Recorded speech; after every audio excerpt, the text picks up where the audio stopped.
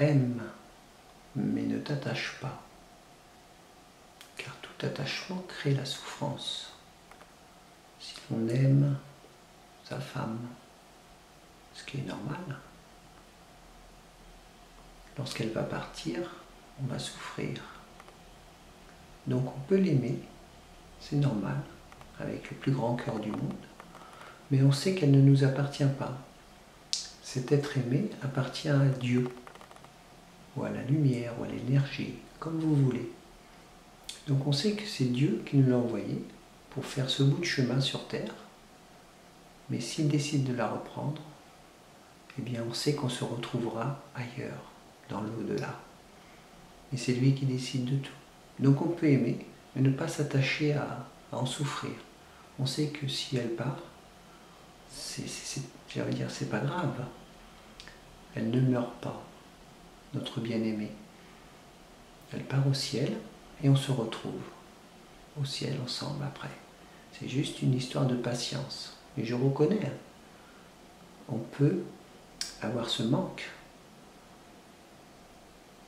sur Terre de cette personne aimée, lorsqu'elle quitte cette fréquence terrestre pour aller dans une autre fréquence qui est l'au-delà. Mais il ne faut pas oublier, cet être aimé n'est pas mort. Il a simplement quitté cette matière pour aller dans une fréquence d'énergie. Mais ce qu'il ne faut pas oublier, c'est qu'il ou elle n'est pas mort. Donc on peut aimer, mais ne pas s'attacher pour pas trop souffrir. Ce serait ça la méthode, pour éviter de tomber dans un malheur, dans une tristesse profonde.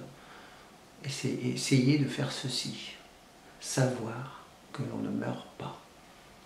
On peut aimer sa voiture, il y en a qui sont accros à la voiture. On peut aimer notre super système IFI, on peut aimer notre maison, notre chien, on peut tout aimer. Mais il ne faut pas être attaché, tout ceci nous est prêté. Ça nous est prêté et ça peut nous être enlevé. C'est parce que si Dieu veut bien nous l'offrir, j'ai envie de dire. Parce qu'on le mérite. On mérite ce que l'on a. C'est pas facile à entendre ça, hein. Et pourtant, c'est la vérité. Ce que l'on a, on le mérite. C'est comme ça. C'est comme ça. On ne sait pas pourquoi, hein. C'est seulement Dieu qui décide de tout. C'est lui qui décide de tout pour nous diriger vers lui. Tout ce que Dieu fait et met entre nos mains, sur notre chemin de vie, tout est fait pour se diriger vers lui, c'est-à-dire vers l'amour infini, vers une paix éternelle.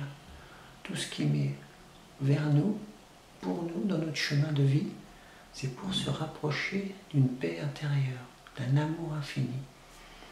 Voilà de quelle façon agit la vie. On va se dire, oh moi non, j'ai pas le droit à ça, moi j'aurais aimé ça. Mais Dieu seul sait vraiment de quoi on a besoin. Lui seul le sait vraiment. Même nous-mêmes, on ne se connaît pas vraiment, mais Dieu nous connaît vraiment. Il sait exactement le nombre de vies que l'on a traversées sur Terre. Il sait tout de nous. Et il sait exactement ce dont on a besoin pour se rapprocher de lui, de cet amour infini, de cette lumière. Voilà.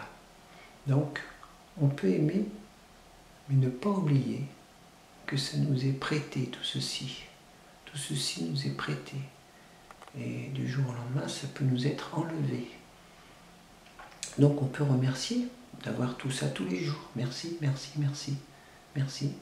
Et si ça doit partir, si on doit nous l'enlever, il faut aussi dire merci, merci, merci, merci. Parce que tout ce qui est fait pour nous rapprocher de cet amour divin. Et quand notre tour viendra pour aller de l'autre côté, sur une autre fréquence de vie, eh bien, si on a toujours pensé à Dieu, dans le bonheur comme dans le malheur, eh bien là, on sera auprès de Dieu, puisqu'on a toujours eu notre cœur empli de pensées de lumière, d'amour pour Dieu. Voilà.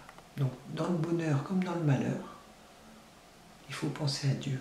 Et lorsque le moment est venu de partir, d'aller de l'autre côté, dans l'au-delà, eh bien c'est Dieu qui nous accueillera, puisque notre pensée a toujours été dirigée vers Dieu. Et qui pense à Dieu, après de l'autre côté, se retrouve dans une paix, une lumière, mais un bonheur comme vous ne pouvez pas imaginer. Ici sur Terre, il n'existe pas ce bonheur. Il faut transcender la matière pour connaître ce bonheur. C'est pour ça qu'on dit que c'est un amour ineffable, qu'on peut définir, qu'on peut nommer, tellement c'est puissant. J'ai envie de dire, c'est la récompense d'avoir eu confiance en Dieu sur terre. J'ai confiance en toi, Seigneur. J'ai confiance en toi, lumière. Le bouddhiste va parler d'énergie. J'ai confiance en cette énergie qui me donne du bien-être, qui me propulse vers une joie intérieure. J'ai confiance en cette énergie. Et lorsqu'on part, eh bien cette énergie qui nous donne cette joie intérieure, eh bien on la retrouve au ciel. Dans une joie mais décuplée. Décuplée. Donc voilà, c'est juste pour dire qu'on aime ce que l'on a, mais si on n'a pas, on doit quand même aimer. Aimer Dieu. Aimer Dieu. Qui nous donne ou qui nous reprenne. Il faut toujours aimer l'énergie et remercier cette énergie, parce que ce qui nous arrive, c'est pour nous rapprocher de la paix intérieure, de la paix de Dieu, de la lumière de Dieu. C'est pas facile à entendre, hein, je sais, mais c'est de cette façon-là qu'on peut éviter la souffrance intérieure. C'est-à-dire, j'accepte ce qui m'arrive. Je l'accepte, c'est la vie, c'est comme ça, j'accepte. Il y a la cause à effet. Il y a une cause, un effet. Je crée quelque chose, en échange, et ben j'aurai le retour. Pour une médaille, il y a le recto et le verso. C'est comme ça. On dit, j'ai la monnaie de ma pièce. Vous voyez, à chaque fois qu'on lance quelque chose, eh bien ça revient. Effet boomerang. Donc quoi qu'il nous arrive, c'est parce qu'on aura lancé quelque chose, projeté quelque chose dans notre vie, et il y a le retour. C'est comme ça.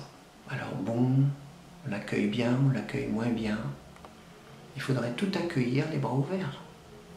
Que ce soit bon, pas bon, ça arrive, c'est tout. On ne va pas mettre bon, pas bon, ça arrive. Et on doit l'accueillir comme il vient, tout en sachant que c'est fait pour se rapprocher de cette belle lumière divine. Voilà. À bientôt.